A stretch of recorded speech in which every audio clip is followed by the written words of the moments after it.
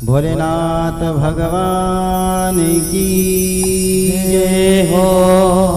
शिव महापुराण की जय हो। आइए सभी जने कथा में अपने ध्यान को पुनः लगाएं। ध्यान से भगवान की पावन कथा को श्रवण करें। हर हर महादेव हर हर महादेव।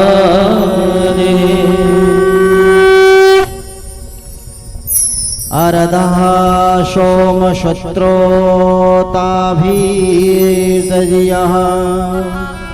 शिवा प्रदक्षिणे कुर्वनः सोमशुत्र न लङ्घयते इति वाचं नान्तारावः। बोले भगवान महादेव के शिवलिंग की अर्ध परिक्रमा होती है। अर्ध परिक्रमा क्यों की जाती है, इसका संकेत भगवान के शिवलिंग में ही हमको देखने को मिलता है। भगवान की जो जलाधारी है, जहाँ से जल निकलता है, वहीं से हमें चंद्राकार भगवान की जो नीचे की परिधि है शिवलिंग की, वह हमें यह संकेत देती है।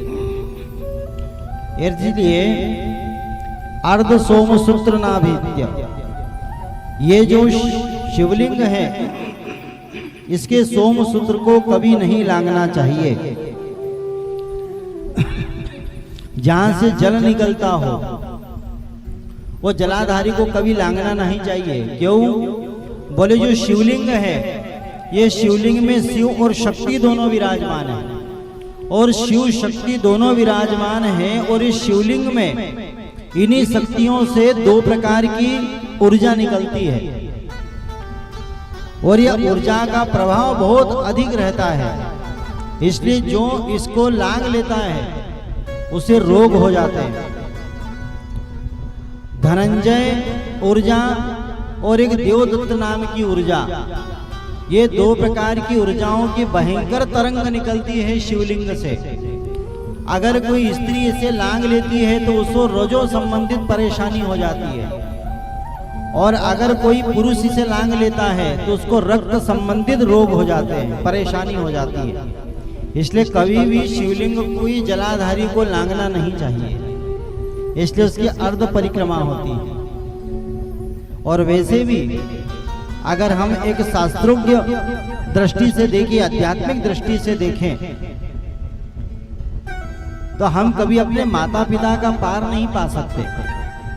जिन्होंने हमें जन्म दिया है, जिन्होंने हमारा पालन पोषण किया है, हम कभी उनका पार नहीं पा सकते। ये आध्यात्मिक दृष्टि से माना जाएगा। और अगर हम वैज्ञानिक दृष्टि से देखें तो वैज्ञानिक भी इस बात को मानते हैं कि भगवान के शिवलिंग से दो प्रकार की ऊर्जाएं निकलती हैं, इसको कभी लांघना नहीं चाहिए। लांघते समय क्या होगा?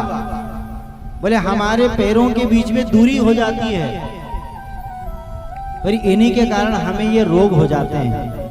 इसलिए कभी भी इसको लांघना नहीं चाहिए।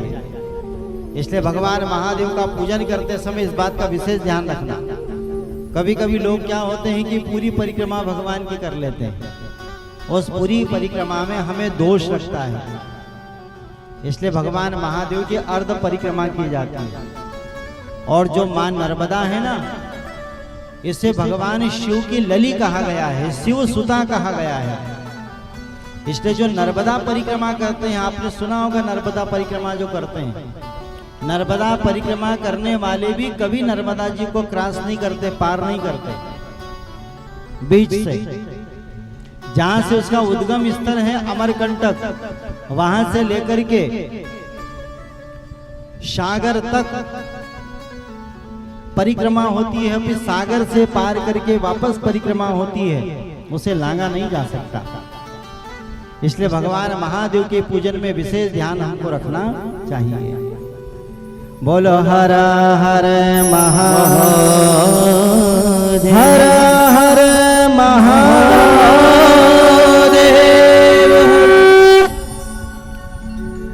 जब बात शक्ति की हुई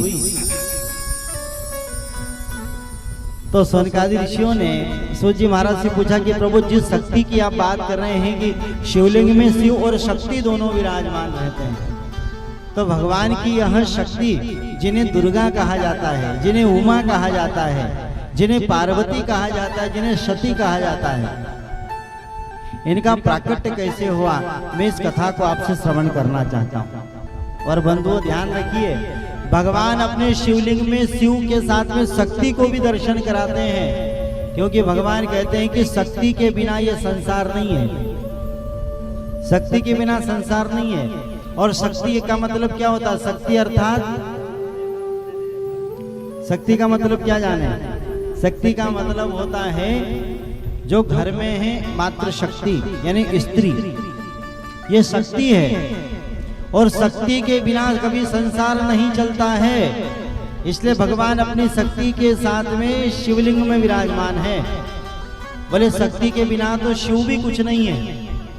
और अगर एक दृष्टि से देखा जाए, व्यवहार की दृष्टि से देखा जाए, तो स्त्री के बिना संसार नहीं है, ये शक्ति है। शक्ति के बिना तो हम भी कुछ नहीं, शक्ति के बिना शरीर भी कुछ नहीं, और शक्ति के बिना संसार नहीं, शक्ति के बिना घर नहीं, शक्ति के बिना समाज नहीं, और शक्ति के बिना संतान नहीं, और शक्ति के बिना भोजन नहीं। सब कुछ शक्ति से होता है। एक व्यवहारिक जगत की अगर बात करें, जिस घर में स्त्री न हो उस घर के क्या हाल होते हैं ये सब जान सकते हैं, समझ सकते हैं। अगर कोई स्त्री अपने मायके 4 दिन के लिए चली जाए और कभी घर के पुरुष को बोले जरा भैया भोजन बना लेना, कपड़े धो लेना, बर्तन मांज लेना, बच्चों को रख लेना, तो कौन करेगा बताइए? कोई कर सकता है क्या? तो फोन पे फोन जाएंगे, अरे काम करना, जरा जल्दी आ जाना, बड़ी परेशानी हो रही है। तो बंधुओं, शक्ति के बिना संसार नहीं है। मानो भगवान इसीलिए कह रहे हैं कि जितना मान सम्मान पुरुष का इस समाज में होता है, उतना ही मान सम्मान इस समाज में स्त्री का भी होना चाहिए। इसलिए भगवान ये संकेत हमें दे रहे हैं, क्योंकि शक्ति के बिना तो शिव भी कुछ नहीं है, शक्ति के बिना तो नारायण भी कुछ नहीं है, शक्ति के बिना तो ब्रह्मा जी भी कुछ नहीं है, शक्ति के बिना तो राम भी कुछ नहीं है, और शक्ति के बिना हमारे गोविंद भी कुछ नहीं है। इसलिए भगवान हमें कहीं न कहीं ये संकेत दे रहे हैं, शक्ति के बिना जीवन नहीं है। इसलिए अपने घर में जो शक्ति है ना, जो मात्र शक्ति है, इसका सम्मान करिए। भगवान यही संकेत देना चाहते हैं। इसलिए भगवान के नामों में आप देख लीजिए, संकेत भगवान ने दिया है। बोले सबसे पहले शक्तियों का नाम है, उसके बाद ही भगवान का नाम आता है। गौरी शंकर, सीता राम, राधे कृष्ण, सबसे पहले देवियों का नाम है। गौरी शंकर, सीता राम, उल्टा नहीं है, राम सीता नहीं है, सीता राम कहा, कृष्ण राधे नहीं कहा, राधे कृष्ण कहा। इसलिए जो मात्र शक्ति है ना, ये शक्ति के समान है बंधु, इनके बिना संसार नहीं है।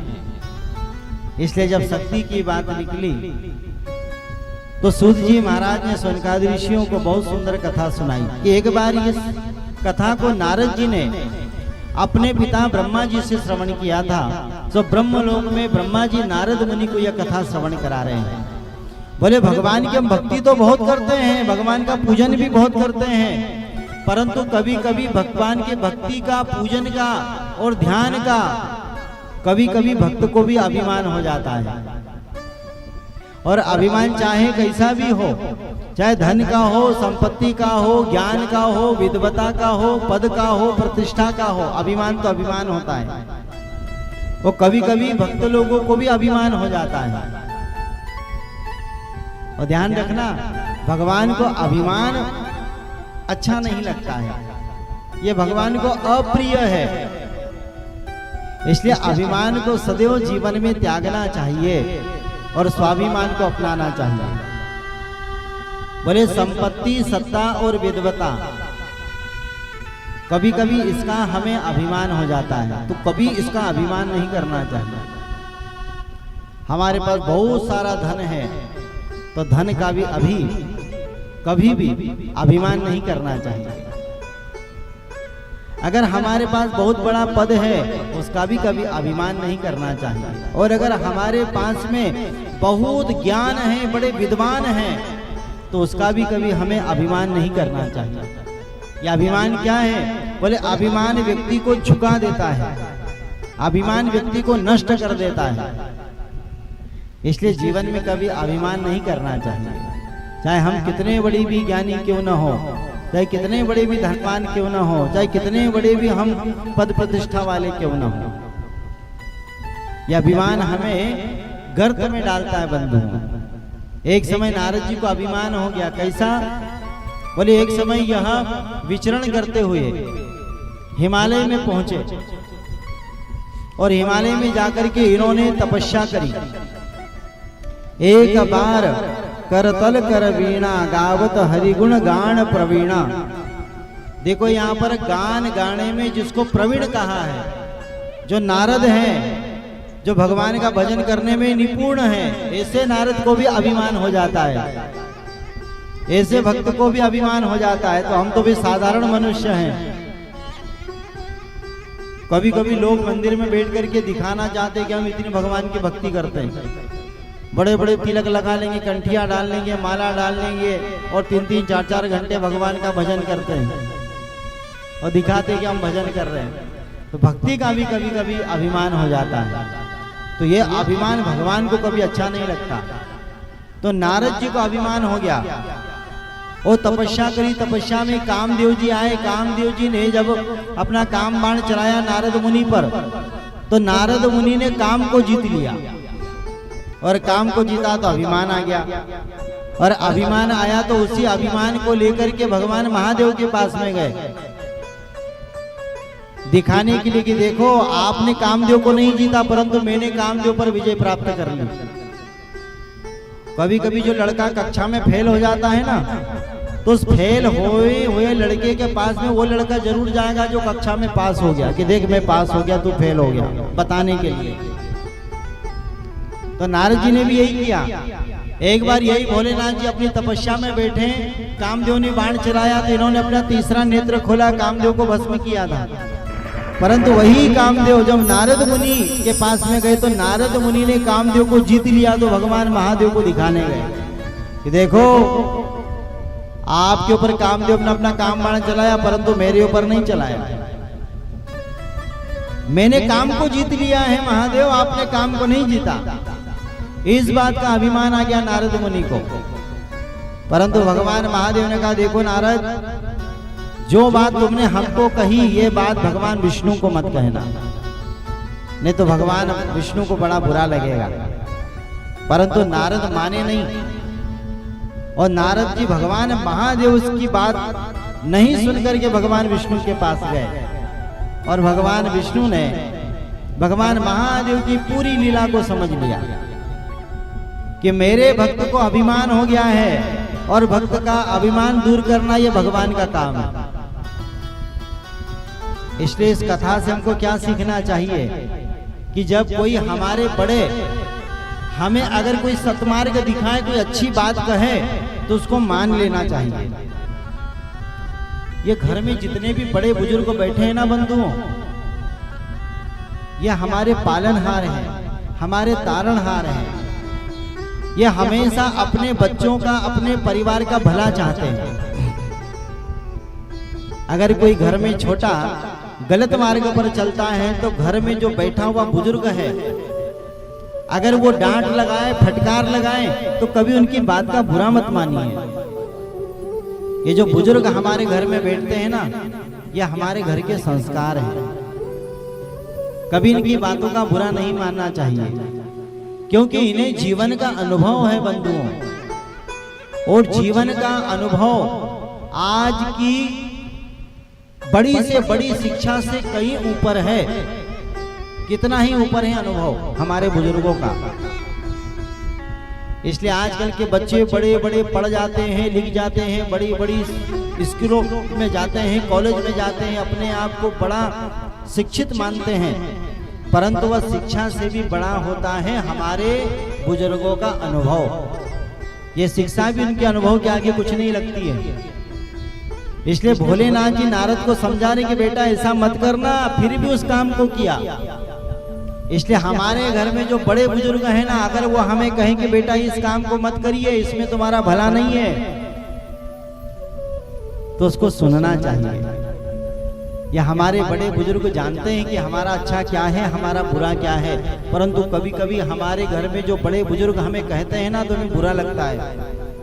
कह रहे तुम क्या जानो, हम तो बड़े बड़े शिक्षित हैं, बड़े बड़े पढ़ लिए, बड़े बड़े स्कूलों में पढ़े, इंग्लिश बोलना जानते हैं, हम सब जानते हैं, हमें मत सिखाइए।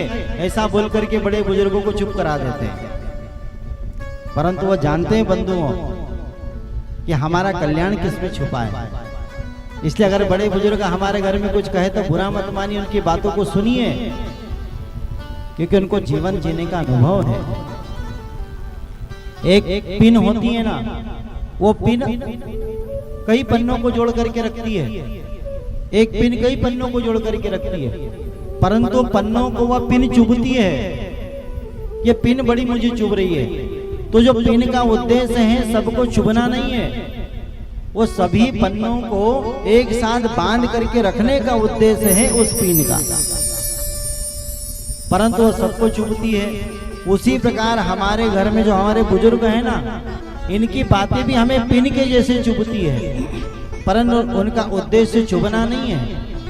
वह हमारे परिवार को संयुक्त रखना चाहते हैं, संगठित रखना चाहते हैं, इसलिए हमें वह सिखाते हैं। नारद मुनि ने भगवान की बात नहीं मानी, भगवान विष्णु के पास में गए, भगवान विष्णु को अपनी सारी कथा सुनाई, तो भगवान विष्णु ने एक लीला रची। बोले भक्त जब भक्ति करते करते अपना मार्ग भटक जाता है, तो भगवान फिर उसका मार्ग प्रदर्शन करते हैं। अब उसके लिए भगवान को चाहे कुछ भी करना पड़े,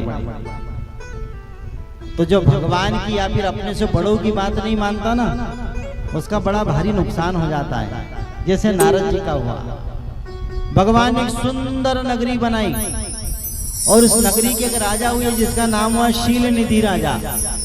और शीलनिधि राजा की एक कन्या हुई जो बड़ी परम सुंदरी थी। तो नारद जी का मोह भंग करना चाहते थे, उनके काम का मोह भंग करना चाहते थे भगवान। तो शीलनिधि राजा की नगरी में नारद मुनि गए, जैसे उसकी कन्या को देखा जिसका नाम था विश्व सुंदरी, उस कन्या को देखा तो नारद जी उस पर आसक्त हो गए, मोहित हो गए।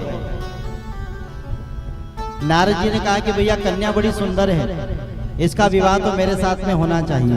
अब बताइए, अब नारद मुनि इतने बड़े भक्त और कामासक्त हो गए और विवाह करना चाहते हैं। भगवान ने सोचा ये मेरा भक्त है, अगर विवाह कर लिया तो मेरा भजन कब करेगा। इसलिए अपने भक्त का मार्गदर्शन करने के लिए भगवान ने लीला रचाई। सुंदर उस कन्या पर मोहित हो गए। राजा ने कहा महाराज, हमने सुना है कि आप हस्तरेखा देखने में बड़े ही निपुण हो, जरा हमारी कन्या का हाथ देखिए कि हमारी कन्या को वर कैसा मिलेगा।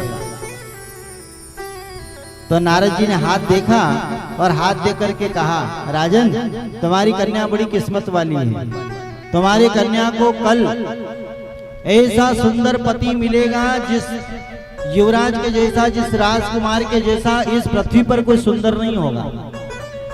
ऐसे तुम्हारा जमाई होगा, तुम्हारी पुत्री का पति होगा।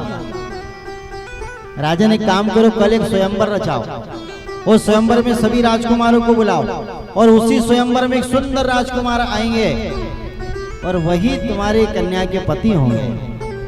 नारद मुनि ने ऐसा मन बनाया, राजा को इधर कह करके चले गए, उधर भगवान नारायण के पास में गए। और नारायण के पास में जाकर के नारद जी ने कहा, प्रभु मैं आपका बहुत बड़ा भक्त हूँ, बहुत बड़ा भक्त हूँ मैं आपका। आज तक मैंने आपसे कुछ नहीं मांगा, आज मेरी एक छोटी सी इच्छा है।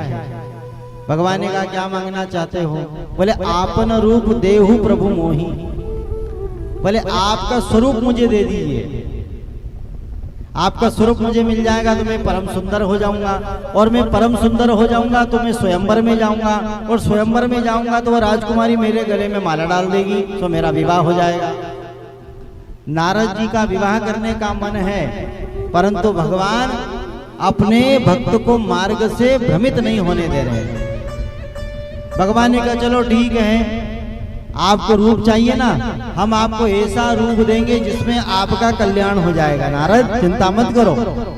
नारद जी ने सोचा कि मुझे सुंदर स्वरूप मिल जाएगा, परंतु भगवान ने सुंदर स्वरूप नहीं दिया, नारद जी को बंदर बना दिया। बंदर का मुख दे दिया भगवान ने नारद को। अब पहले समय में दर्पण भी नहीं थे कि मुंह देख ले। अब आजकल अगर व्यक्ति जब सजता सवरता है तो एक दिन में 100 बार तो आईने को देखता है कि मैं दिख कैसा रहा हूं। माता बहनें जब श्रृंगार करती है तो 100 बार आईने को देखती है कि मैं दिख कैसी रही हूं। और भैया लोग भी अपने चेहरे को बार बार देखेंगे मैं दिख कैसा रहा हूं। नारद जी ने कहा कि भगवान ने हमको सुंदर स्वरूप दिया है, भगवान कोई हमारे साथ धोखा थोड़ी ना करेंगे, सुंदर स्वरूप दिया है, इसलिए चलो सभा में। तो पहुंच गए सभा में। सभा में जाकर के जैसे प्रवेश किया तो सभी राजकुमारों ने देखा नारद जी को, और देख करके जोर जोर से हंसे। नारद जी ने कहा भैया देख करके क्या हंस रहे हो? अरे हमारे जैसा सुंदर इस धराधाम पर कोई नहीं है, कोई हमारे जैसा सुंदर नहीं है, हम ही सबसे अधिक सुंदर हैं यहाँ पे। अब राजकुमारी अपने हाथ में माला लेकर के आई, और माला लेकर के सभी राजकुमारों के पास में गई। नारद जी बड़े हंस रहे हैं कि अब माला तो हमारी गले में डलने वाली है, क्योंकि हम ही परम सुंदर हैं। राजकुमारी धीरे धीरे धीरे धीरे बढ़ते आगे गई, और जब नारद मुनि के पास पहुंची तो नारद मुनि को देख करके जोर जोर से हंसने लगी और कहने लगी महाराज अरे यहाँ पर आए हो तो एक बार कम से कम अपना मुंह तो देख लेते दर्पण में कि तुम दिख कैसे रहे हो। नारद जी ने कहा कि हमारे ऊपर कोई शंका है कि आपको? अरे इस वक्त पूरी इस आपकी राजसभा में हम ही सुंदर हैं, हमसे कोई ज्यादा सुंदर नहीं है। राजकुमारी ने कहा महाराज अरे क्या हमारे भाग फूट गए जो बंदर से विवाह करेंगे? क्या हमारे भाग फूटे जो आपसे विवाह करेंगे? आपका जरा मुंह देखो, बिल्कुल बंदर बने हुए हो। राजकुमारी ने जब बंदर कहा उसी वक्त खड़े हुए सिंहासन से, और एक जल का पात्र रखा हुआ था, उस जल के पात्र में जैसे अपने मुख को देखा तो बंदर मुखाकृति दिखी उनको, और बंदर का मुख देख करके क्रोध में लाल पीले हो गए। इतना क्रोध आया नारद मुनि को, सो गए वैकुंठ में, और वैकुंठ में जाकर के भगवान हरि से कहने लगे अरे विष्णु ये तुमने मेरे साथ में क्या किया?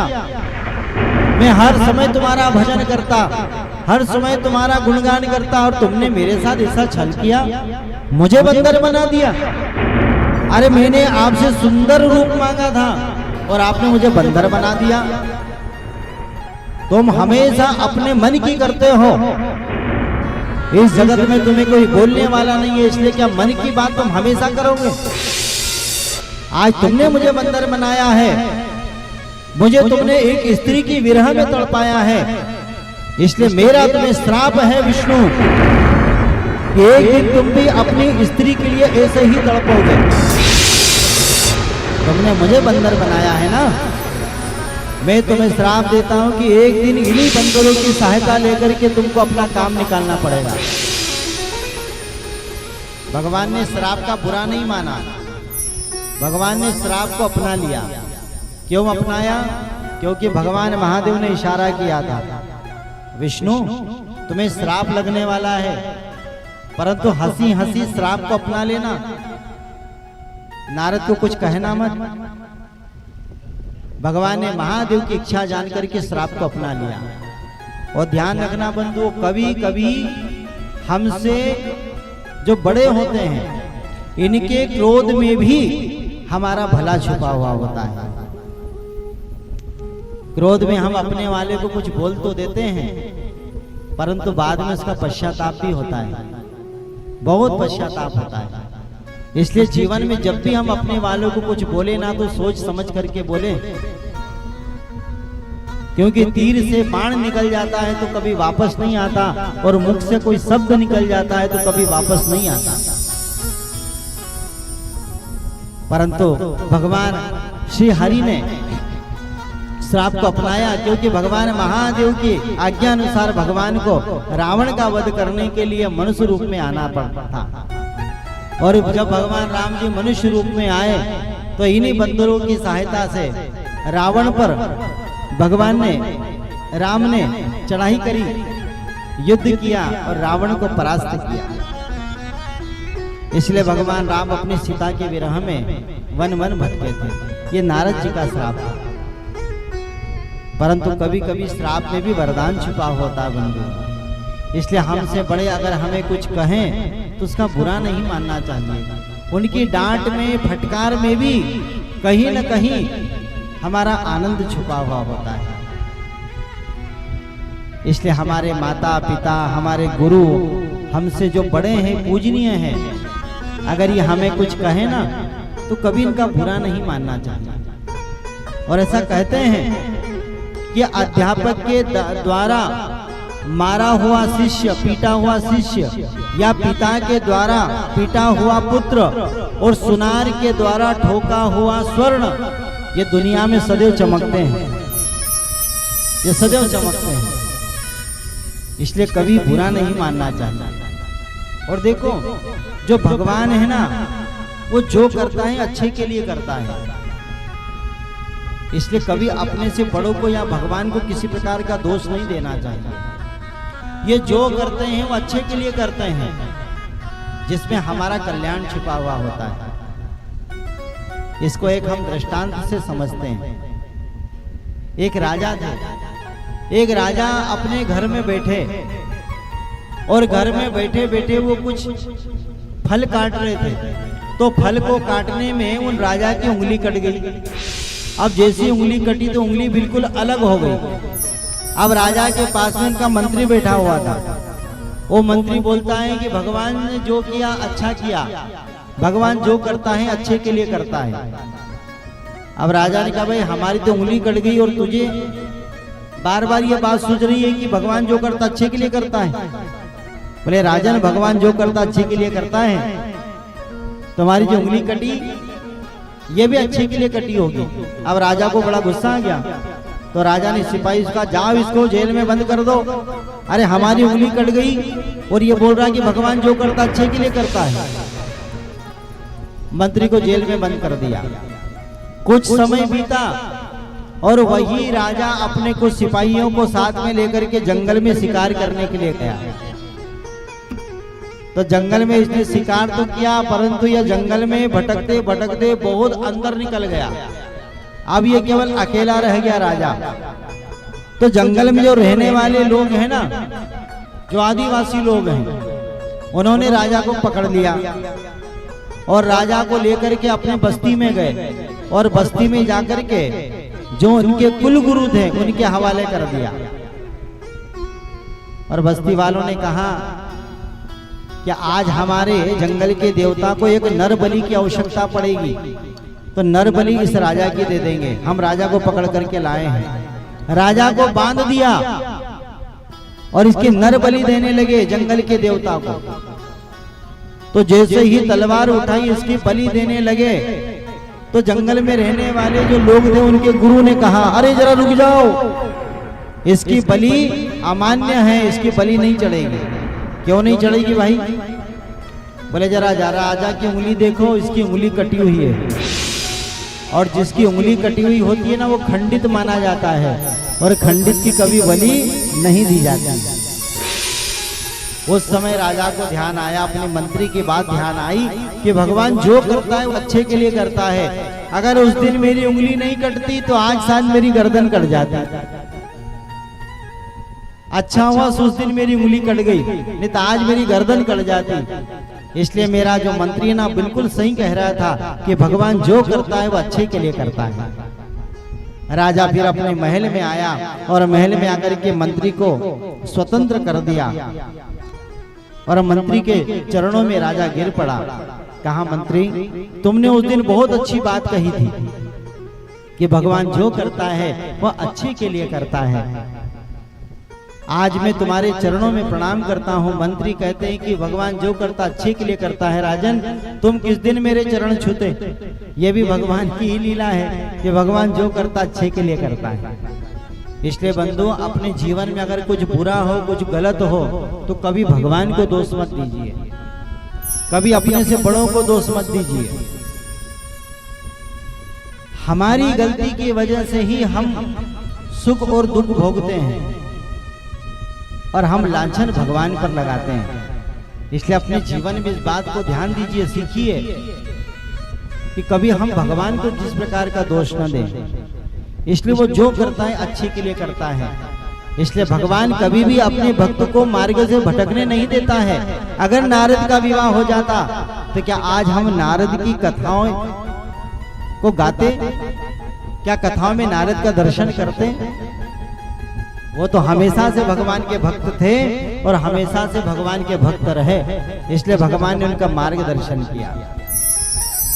इसलिए कथाओं को सुन करके, संतों की वाणी को सुन करके, गुरुजनों की वाणी को सुन करके जब हमारे अंदर बुद्धि आ जाए, हमारे अंदर भक्ति चैतन्य हो जाए, भक्ति का प्राकट्य हो जाए, समझ लो वही हमारा जन्म है, वही हमारा सच्चा जन्म है। इसलिए कहते हैं ना, कहावत है कि जब जागो जब सवेरा। इसलिए बंधुओं, इस जगत में, इस कलिकाल में, इस संसार में मोह निशा में बहुत सो लिए हैं हम। अब हमें जागने की आवश्यकता है, हमें कुछ करने की आवश्यकता है, हमें समझने की आवश्यकता है। हम कहीं न कहीं संसार में इतने लुप्त हो गए हैं कि जिन बातों का हमें सीखना चाहिए हम उनसे दूर चले जा रहे हैं। इसलिए अब उठने का समय है, और जो उठा है, जो जगा है, उसी ने पाया है, और जो सोया है वही खोया है। इसलिए संतों ने बहुत अच्छी बात कही है भजन के माध्यम से। उठ जाग मो